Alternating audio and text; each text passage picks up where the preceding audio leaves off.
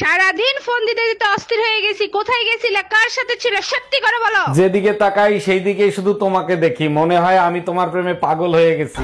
বাবু সুমন ভাই ভাবির কাছে ধরা খাইছে, আমি বুঝি না ঘরে বউ থাকতে গার্লফ্রেন্ডের কি দরকার। পুরুষ হলো বাইকের মতো, তার ডবল স্ট্যান্ড হলো ঘরের বউ আর সাইড স্ট্যান্ড হলো গার্লফ্রেন্ড। বেশিরভাগ সময় বাইক সাইড স্ট্যান্ডেই ঝুঁকে থাকে। তোমার সাইড স্ট্যান্ড যদি কোনোদিনও দেখি, স্ট্যান্ড গোড়া দিয়ে ভেঙে ফেলবো। দেখিস আমি এমন ভাবে সাজবো, সবাই শুধু আমাকেই দেখবে। এই গরমে পার্টিতে যাবা, তোমার মেকআপ তো সব গলে পড়বে। বাজে কথা বইলো না। আচ্ছা বলো তো, কি পরলে সবার থেকে আমাকে আলাদা লাগবে আর সবাই শুধু আমাকেই দেখবে? তুমি এক কাজ করো, সোয়েটার পরে যাও, সবাই শুধু তোমারই দেখবে।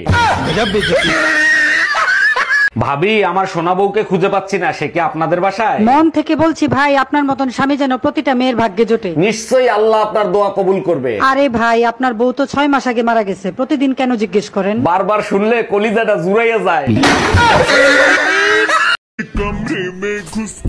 আমার বরের না কেউ একটা চুল ছেঁড়ার ক্ষমতা রাখে না। আচ্ছা, এমন কি সে? টাকলা শালা। সুমন ভাই ভাবির কাছে ধরা খাইছে, আমি বুঝি না ঘরে বউ থাকতে গার্লফ্রেন্ডের কি দরকার। পুরুষ হলো বাইকের মতো, তার ডবল স্ট্যান্ড হলো ঘরের বউ আর সাইড স্ট্যান্ড হলো গার্লফ্রেন্ড। বেশিরভাগ সময় বাইক সাইড স্ট্যান্ডেই ঝুঁকে থাকে। তোমার সাইড স্ট্যান্ড যদি কোনোদিনও দেখি, স্ট্যান্ড গোড়া দিয়ে ভেঙে ফেলবো।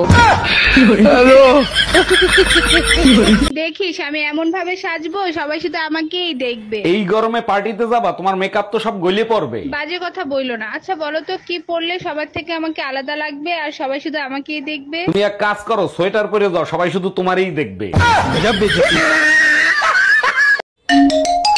হ্যালো, এই বিকেলে মনে করে স্টেশনে আমাদেরকে নিতে এসো। আমাদের?